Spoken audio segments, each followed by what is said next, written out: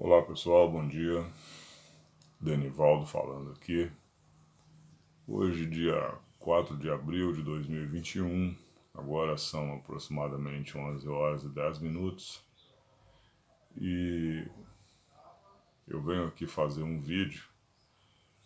Talvez alguns percebam aí que eu estou aqui na minha cama, no meu quarto, e isso tem um simbolismo. Levantei pela manhã hoje, um pouco mais tarde do que o de costume, né? Porque geralmente durante a semana nós trabalhamos, mas ainda pelo domingo nós acostumamos acordar um pouco mais cedo. E o motivo de acordarmos um pouco mais cedo no domingo é que há mais de 20 anos nós estamos acostumados a acordar e ir para a escola dominical. E mesmo quando trabalhava à noite por escala, saía do serviço depois da escala noturna e ia direto para a escola dominical. E isso eu tenho feito ao longo de mais de 20 anos. E o simbolismo de eu estar aqui no meu quarto ainda, ou ter tomado café e voltado para o meu quarto, é porque esse dia hoje ele está bastante estranho. É um dia em que eu não encontrei muitos motivos para levantar da minha cama pela manhã. E quando nós olhamos para um lado e para o outro, as coisas só estão se agravando. Eu recebi agora pela manhã, eu tenho certeza que quem me enviou é uma pessoa que eu respeito muito, um vídeo do deputado Marco Feliciano. E nesse vídeo, o deputado Marco Feliciano, que eu não sei se infelizmente seria uma palavra adequada, mas já fui um admirador, né, desse cidadão. Porém, hoje, a postura dele, inclusive nesse vídeo que eu recebi, é uma postura que contradiz tudo aquilo o que ele já pregou, tudo aquilo que ele dizia a vida toda enquanto pregador do Evangelho.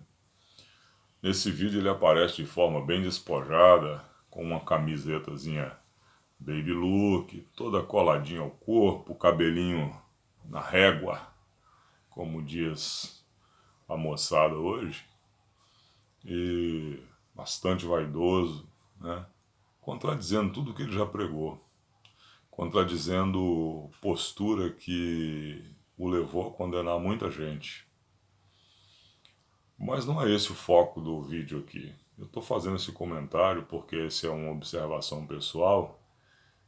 O foco do vídeo é dizer o conteúdo dessa mensagem que eu recebi. No conteúdo dessa mensagem, o deputado Marco Feliciano fala acerca de uma decisão do ministro do Supremo Tribunal Federal, Cássio Nunes Marques. E nessa decisão, o senhor ministro Cássio Nunes, ele fez um despacho dando conta de que se tornou ilegal o fechamento dos templos religiosos. E qualquer governador ou qualquer força cumpridora da lei que for até a um templo religioso no intuito de fechar ou de parar o culto que ali está sendo prestado, que isso deve ser denunciado imediatamente à Procuradoria do Estado desse local. Porque, segundo ele, ordem judicial, ela não se discute, se cumpre. Mas, para mim, é uma fraqueza muito grande e um oportunismo desse senhor, deputado Marco Feliciano. Porque já havia uma decisão anterior a essa, do Supremo Tribunal Federal, dando conta de que é até meio complicado falar sobre isso, mas dando conta de que o os cultos religiosos, a religião ela é essencial, ela é, como foi dito na época, ela era considerada essencial, digamos assim. Porém, na minha visão, nós não precisávamos de uma decisão dessa, porque a própria Constituição Federal ela já nos garante a liberdade de culto. E nesse sentido, eu não posso julgar, não posso criticar o governador aqui do estado onde eu resido hoje, que é o estado do Espírito Santo, moro aqui na cidade de Serra, porque o governador aqui ele não mandou fechar templo nenhum. Quem está fechando, as igrejas que fecharam aqui, foram os próprios líderes quem fecharam as igrejas. Não foi o governo. Aqui, pelo menos até o momento, e eu conheço aqui bastante pastores, já estive à frente de uma congregação grande aqui e não tivemos a importunação, pelo menos na congregação onde eu estou lotado hoje e em nenhuma do campo do qual faço parte hoje, que tem 32 congregações mais a matriz. Não fomos importunados por autoridade nenhuma. Pelo contrário, pela misericórdia de Deus, somos até respeitados aqui. E me entristece ver a própria liderança da igreja fechar a igreja num momento como esse. Uma certa feita, Jesus conversando com Pedro, onde ele faz um questionamento ali, se Pedro amava, eu tenho certeza que a maioria dos que verão esse vídeo, e eu tenho certeza também que não serão muitas pessoas, dada a pequena quantidade de visualização que nós tivemos aí no vídeo anterior, mas eu gostaria até que inclusive você divulgasse isso, e se possível com o maior número de pessoas, ou para o maior número de pessoas. Jesus, ele após ter feito alguns questionamentos a Pedro ali, ele disse que fez uma promessa para Pedro que ele edificaria a sua igreja e que as portas do inferno não prevaleceriam contra ela. O que a Bíblia mostra, o que Jesus mostra, é uma igreja atacando as forças do mal. E essas forças do mal, elas são demônios, elas são a imoralidade, elas são a injustiça, elas são doenças, qualquer outra coisa que venha para poder assolar, para poder ferir a humanidade, para poder denegrir, para poder deturpar, para poder escravizar, a igreja estaria lutando contra tudo isso. Não lutando com armas carnais, porque a Bíblia diz em 2 Coríntios capítulo 10, versículo 4, que as armas da nossa milícia elas não são carnais, mas elas são poderosas em Deus para a destruição de fortalezas. E a igreja também ela tem um cunho social. Ela precisa estar com suas portas abertas para que as pessoas que vierem até ela buscar socorro, e vêm muitas pessoas até ela buscar socorro, elas encontrem guarida, elas encontrem ali um suporte, tanto psicológico, emocional, quanto também social. A igreja tem vários trabalhos sociais que eu tenho certeza que tem ajudado muita gente. E aí nesse vídeo onde o deputado Marco Feliciano glorifica a Deus, ele disse que foi uma vitória da igreja essa decisão do senhor ministro Cássio Nunes Marques. Vitória da igreja? Vamos fazer análise de alguns pontos aqui. Primeiro, a igreja não poderá ser fechada. Né? Não há decreto governamental que possa fechar a igreja. Isso vai se tornar ilegal. Isso já é ilegal. Não há vitória nisso. A Constituição já nos garante isso. E o governo desse estado aqui reconhece isso e ele não mandou fechar a igreja. Eu repito, foram as lideranças eclesiásticas aqui quem mandaram, as que fecharam, porque algumas sabiamente, acertadamente não fecharam. E outras, lamentavelmente, estão fechadas. Uma decisão que, na minha visão, pastor nenhum, líder nenhum poderia tomar. Porque a igreja é de Jesus. E Jesus, em momento nenhum, mandaria fechar a porta de igreja. E vamos lá, esse é o primeiro ponto. Nós não precisamos de uma decisão judicial do Supremo com relação a isso, porque a Constituição já nos garante esse direito. Mas aí ele diz que a igreja pode estar aberta, não poderá ser fechada, mas ela terá que seguir algumas observações. E aí é que me chama a atenção tamanha a pequenez do comentário, pelo menos na minha visão, né? Eu espero que esse vídeo seja relevante para alguns e eu tenho certeza que ele será também relevante para outros, assim como o vídeo que o deputado Marco Feliciano fez é completamente irrelevante para mim.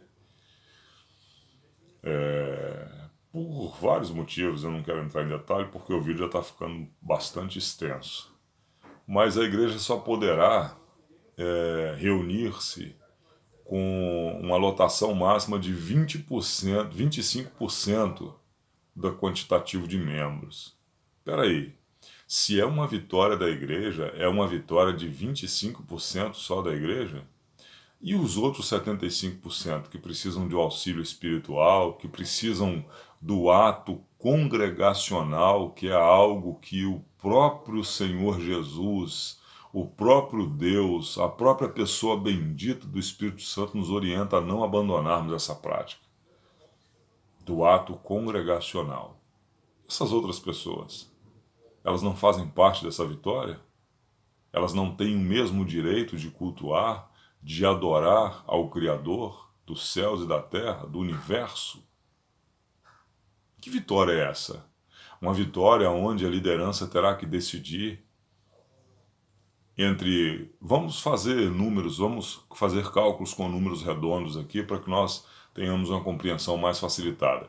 Uma igreja que tem 100 membros, 25 pessoas apenas desses 100 membros poderão ir para a igreja congregar, enquanto os outros 75% terão que ficar em casa, ou terão que arranjar outra atividade para fazer, quando na verdade eles gostariam de estar congregando, adorando a Deus nos seus templos, nos seus locais de adoração. Eu me pergunto, isso é vitória da igreja? Um outro ponto. A igreja terá que disponibilizar álcool em gel para todas as pessoas que entram. Tudo bem, até aí tudo bem. Pelo menos no nosso campo isso é relativamente fácil. Mas eu quero também fazer uma consideração com relação a isso. Existem igrejas que elas são tão carentes, elas estão ali apenas para dar auxílio espiritual, elas não têm condição mínima de dar auxílio assistencial, social para as pessoas. Elas já têm dificuldade em fazer isso, ainda terão que ser obrigadas a comprar álcool para poder disponibilizar todos os dias ali na porta do templo, quando ela poderia estar destinando esse valor a outra coisa. Tudo bem, se me disserem que o álcool é necessário, não tem problema. Eu não vou questionar isso aí, para fazer asepsia ali, tudo bem, não tem problema. Eu não vou questionar isso. Esse é um ponto. O outro ponto é o uso obrigatório de máscaras. Queridos, eu acho que já falei no vídeo anterior, eu já contraí o vírus aí 2 vezes.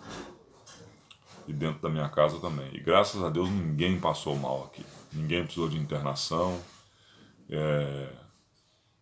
E isso tudo usando máscara.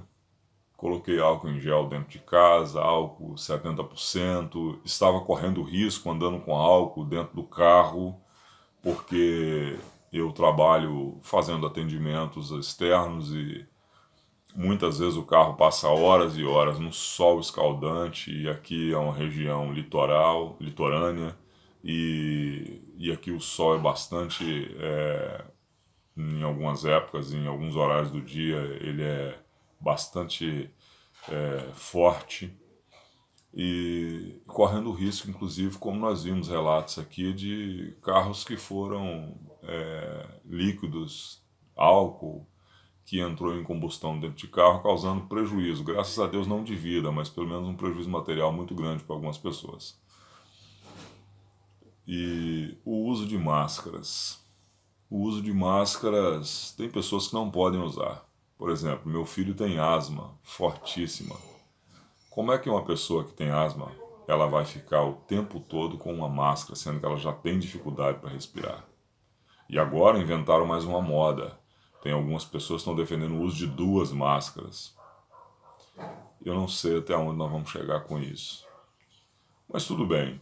Agora existe uma outra determinação. As igrejas, elas precisarão disponibilizar ali um medidor térmico, um aferidor térmico, para poder aferir a temperatura das pessoas que entram no templo. Primeiro que algumas não têm condição de adquirir esse aferidor, porque é um aferidor digital, que ele é mais rápido, né? E, segundo eles, mais preciso. Mas digamos que talvez uma pessoa que more longe da igreja, igual eu, na minha juventude, eu caminhava aí cerca de 5 quilômetros às vezes para ir até a igreja, né? Porque às vezes a bicicleta estava com o pneu furado, não tinha um dinheiro de passagem do ônibus, mas eu não abria mão de estar indo ao templo, congregar com os meus irmãos e adorar o meu Deus. Então eu ia a pé. E eu acredito, irmãos, que uma pessoa que caminha 5 quilômetros, principalmente já vestido ali, né, de certa forma com uma roupa já um pouco quente, num local que já é quente, essa temperatura corporal ela aumenta um pouquinho. E aí digamos que aconteça isso, que alguém caminhou muito, ou que mesmo que alguém esteja com alguma outra questão, uma infecçãozinha, que deu uma febre e que não tem nada a ver com um vírus contagioso, mas essa pessoa chega na porta do templo e ela vai ter sua temperatura ferida. O que vai acontecer? Ela vai voltar para casa? Quem pode garantir que esse equipamento que for utilizado, que esse instrumento, ele está realmente calibrado? Quem me garante que as pessoas que estão ali à porta do templo fazendo essa aferição, por exemplo, na nossa congregação seria fácil, na maioria das nossas congregações aqui seria fácil, porque nós temos enfermeiros, temos técnicos de enfermagem, temos vários profissionais da saúde. E então seria relativamente fácil, que se nós não pudéssemos colocá-los ali à disposição, nós poderíamos pelo menos trabalhar seguindo a orientação deles ali com os membros que ficassem, né, ou os obreiros que fossem disponibilizados para esse fim. Então vamos lá, 25% do total de membros, álcool, máscara, aferidor de temperatura e o distanciamento social. Eles estão definindo até como é que você vai se posicionar dentro da igreja para poder adorar o Senhor. E que vitória é essa? Isso não é vitória. A Constituição ela não limita isso. A Constituição ela não dá poderes a ninguém para poder tomar uma atitude dessa. Essa é uma interpretação ridícula da lei. Essa é uma atitude ridícula tomada por pessoas que não têm temor de Deus. E talvez esse juiz do Supremo Tribunal Federal, em nome de um certo temor que ele tenha tomado essa decisão por ver os desmandos que estão acontecendo, os absurdos que estão acontecendo, como nós falamos em vídeos anteriores aí.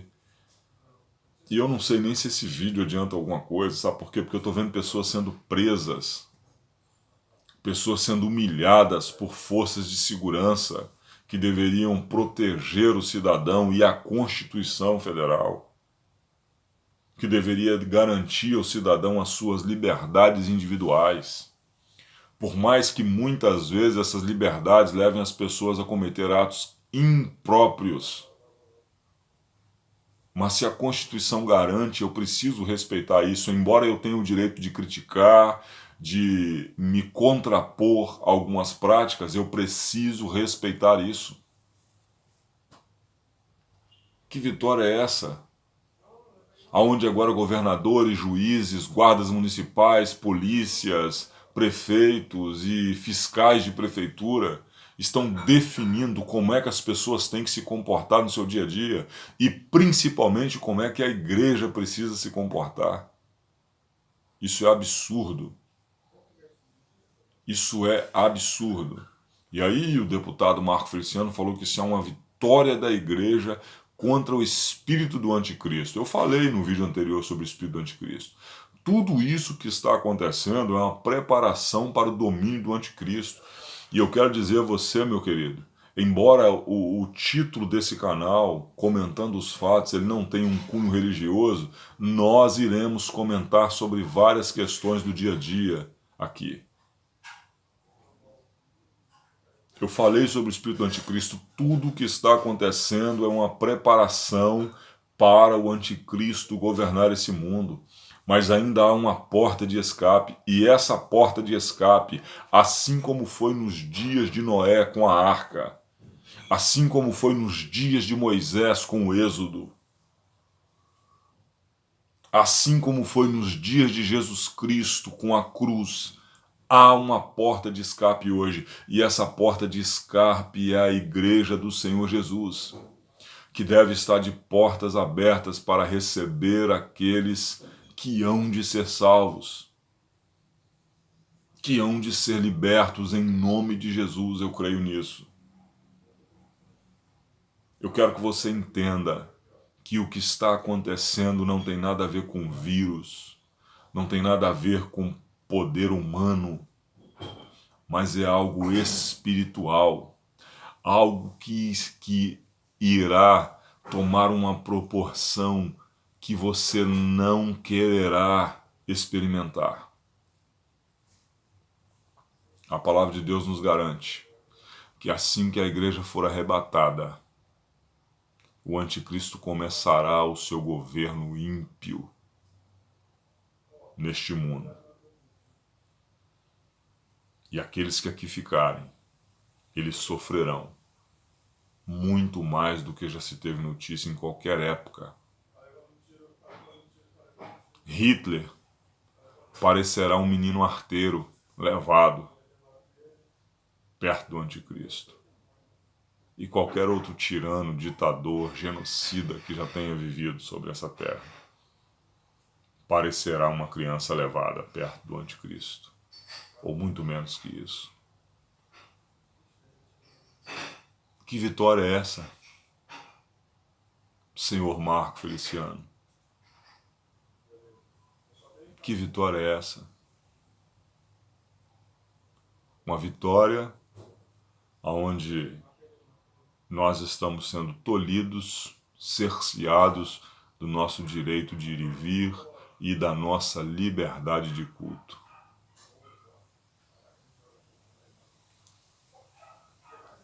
Eu sei que, como já disse, talvez esse vídeo possa parecer irrelevante para muita gente, mas eu sei que para muitas pessoas ele será relevante. E eu peço que para você, que considera relevante esse assunto, que você divulgue.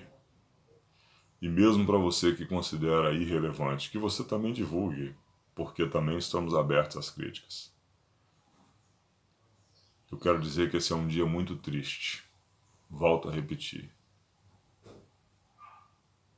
Por mais de 20 anos, tendo o privilégio de ir à casa do Senhor, adorar a Deus, logo pela manhã de domingo. Eu não tive esse privilégio hoje.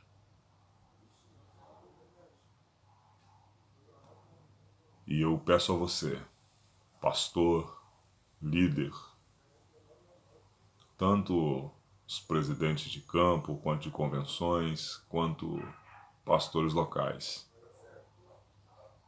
por misericórdia, coloquem o joelho no chão, orem, busquem orientação divina, para que decisões como essa, que eu considero desprovidas de orientação divina, como a que foi tomada recentemente, de fechar a igreja.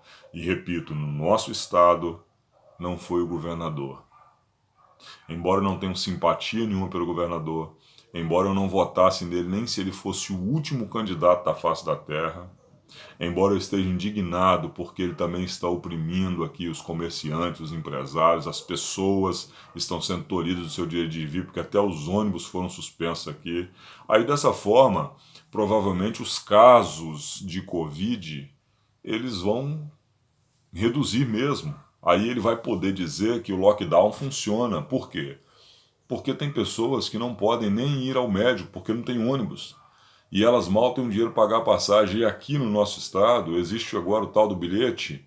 Não sei se é a mesma coisa que existe em São Paulo, em alguns outros lugares, bilhete único, mas as pessoas elas têm que colocar um crédito no cartão porque já não pode mais se usar dinheiro no transporte coletivo. Então essa pessoa que tem ali um recursozinho, ela colocou o crédito no cartão e agora ela não tem um dinheiro nem para pagar um Uber numa emergência, um táxi numa emergência, para ir até um hospital. E aí não fazendo o exame, não tendo, os casos automaticamente realmente vão diminuir. Se bem que, ainda pela manhã de hoje, recebi também um vídeo de um médico que sepultando o seu pai ali no Rio de Janeiro, ainda no cemitério, ele faz um relato doloroso, mas que necessário se faz para que nós entendamos qual é a realidade. O pai dele tinha 93 anos de idade, quando veio a falecer agora. E ele já tinha uma doença que o próprio filho, que é médico, e um médico experiente, já esperava a qualquer momento o falecimento do pai, por causa da dificuldade de deglução.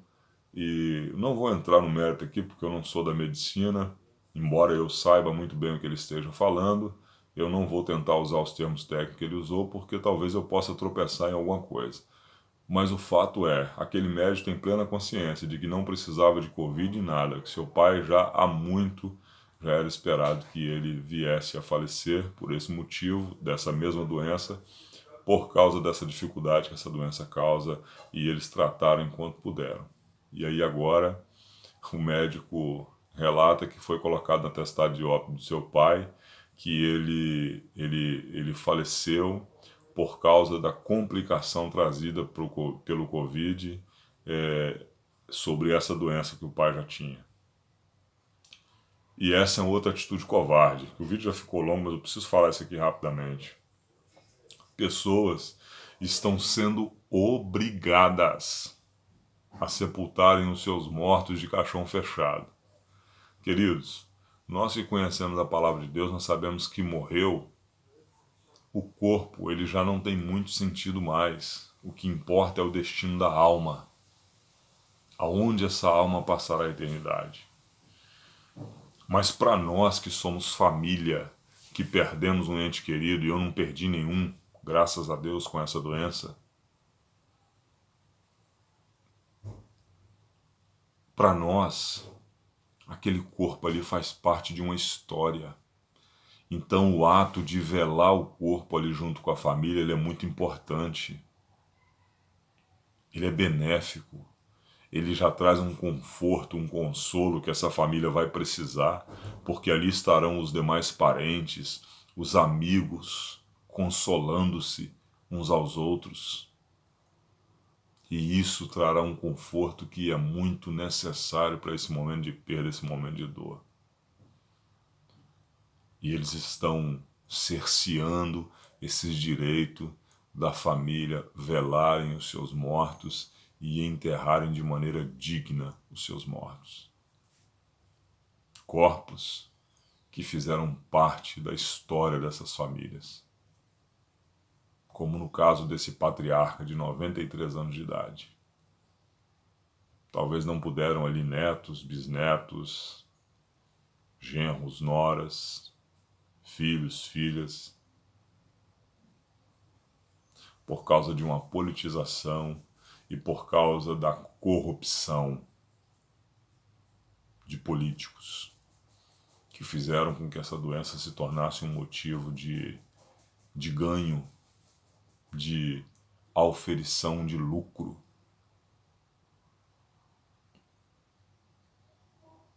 Aí me vem um cidadão aqui da nossa região, da capital aqui, que é assessor parlamentar, que tem um cargo público que ganha um bom salário e que mesmo se ficar em casa irá receber, defendeu o governador, dizendo que o governador está querendo defender vidas, fechando tudo, mandando para onde, para tudo. Mentira.